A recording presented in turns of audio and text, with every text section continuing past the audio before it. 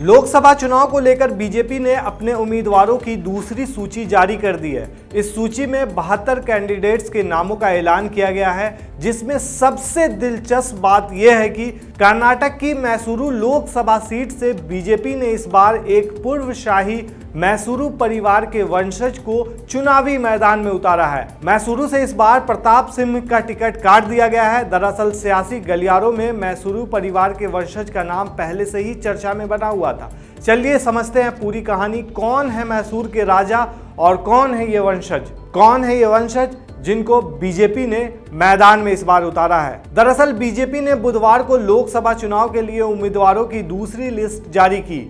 इस लिस्ट में मैसूरू राजवंश के यदुवीर कृष्णादत्त चामराजा वाडियार का नाम भी शामिल है। वो पहली बार चुनावी राजनीति में कदम रखने जा रहे हैं। बीजेपी ने उन्हें मौजूदा सांसद प्रताप सिम्हा की जगह मैसूर लोकसभा क्षेत्र से अपना उम्मीदवार बनाया है। 31 साल के यदुवीर को 28 मई 2015 को मैसूरू शाही परिवार के प्रमुख के रूप में ताज पहनाया गया था। इसके साथ ही वो वाडियार राजवंश के 27वें राजा बन गए। आपको बता दें कि उन्होंने अमेरिका में पढ़ाई की है। राजनीति में एंट्री उनकी जिंदगी की यात्रा में एक महत्वपूर्ण कदम माना जा रहा है। आपको बता दें कि यदुवीर वाडियार करोड़ों की संपत्ति के मालिक हैं। साथ ही टेनिस से लेकर किताबें और बिरयानी के शौक रखते हैं। बताया जाता है कि यदुवीर की 2016 में डूंगरपुर की राजकुमारी त्रिशिका से शादी हुई।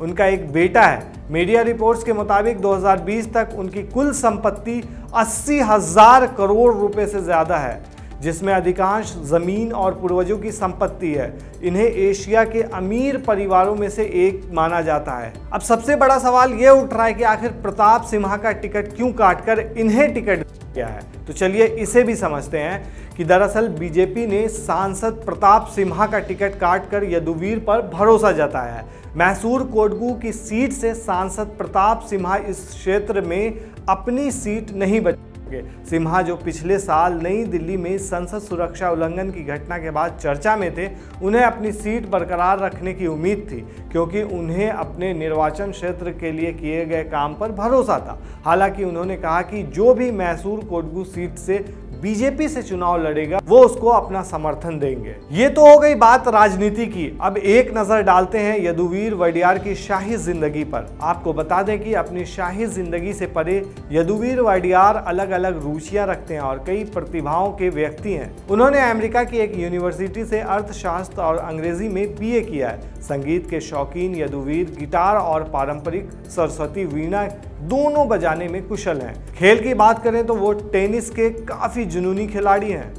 वहीं अपने शाही वंश के बावजूद यदुवीर एक आधुनिक राजा का प्रतीक भी है। वे टेक्नोलॉजी का बखूबी इस्तेमाल करना जानते हैं। अपने आधिकारिक फेसबुक पेज के जरिए वे अपने लोगों से सोशल मीडिया के माध्यम से जुड़े रहते हैं। हालांकि मैसूर राजघरानाओं के लिए राजनीति कोई नई बात नहीं है। पिछले वंशज श्रीकांत दत्त नरसिम्हा राजा वाडियार ने मैसूर संसदीय क्षेत्र का 4 बार प्रतिनिधित्व किया था और केवल 1 बार ही हारे थे। श्रीकांत दत्त ज्यादातर कांग्रेस में रहे, लेकिन थोड़े समय के लिए वे बीजेपी में भी रहे थे। श्रीकांत दत्त के पिता जय चामराजेंद्र वाडियार मैसूर के अंतिम महाराजा स्वतंत्रता के बाद राज प्रमुख के पद पर भी तैनात थे।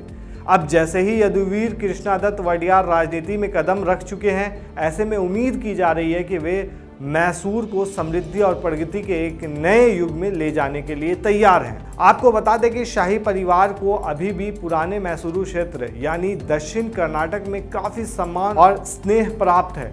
एक राजनीतिक विश्लेषक के मुताबिक इस वजह से यदुवीर पर कांग्रेस हमला करने से बचती दिख सकती है। अब देखने वाली बात यह है कि यदुवीर जीत दर्ज कर पाते हैं या नहीं। शुक्रिया।